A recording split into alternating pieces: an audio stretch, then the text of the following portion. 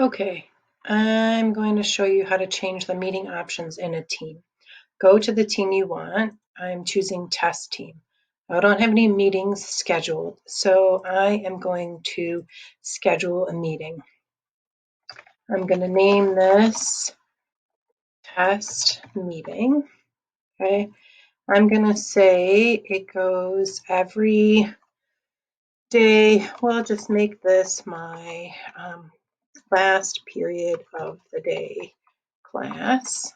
Okay, and I do want it to repeat every weekday. Okay, I'm going to not worry about days off, any of that stuff. Okay, and then I'm going to click send. Now I'm going to see the meeting show up in my Teams, but I'm going to click on it. Okay, I do not want to join it or close it. Here is what I really want up here, meeting options. Click on meeting options, and this is where it's going to be really important. Who can bypass the lobby? You do not want kids in class before you get there, so choose only me. Always let callers bypass the lobby? No, absolutely not. Announce when callers join or leave? I leave that alone. And who can present? Again, only me. So kids aren't taking over the screen. Click save.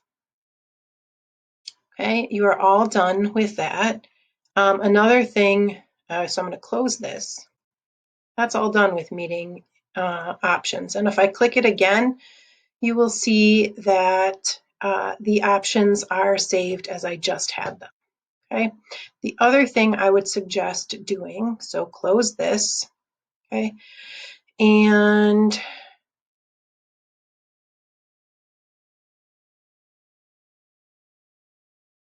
manage team, settings, okay, member permissions. Make sure all of the, I uncheck everything except for owners can delete all messages. I leave that alone. Everything else is unchecked. And also in fun stuff, so the chat is not overloaded with GIFs or GIFs and emojis and stickers. I am going to turn that off as well. Okay, and then I'm all set.